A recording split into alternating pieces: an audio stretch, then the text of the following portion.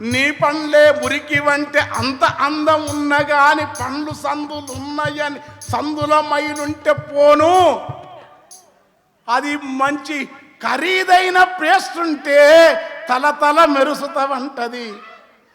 ఏముంటది నాయన? ఉప్పు నిమ్మ కాయ తొక్క, జేబి దానికి నీ జేబి బొక్క, ఖరీదైన ప్రింట్ అందవై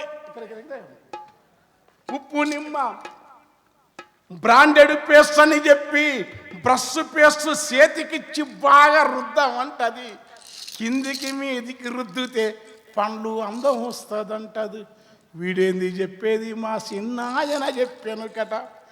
70 ఏళ్ళు వచ్చిన ఒక పన్ను ఊసిపోలేదు.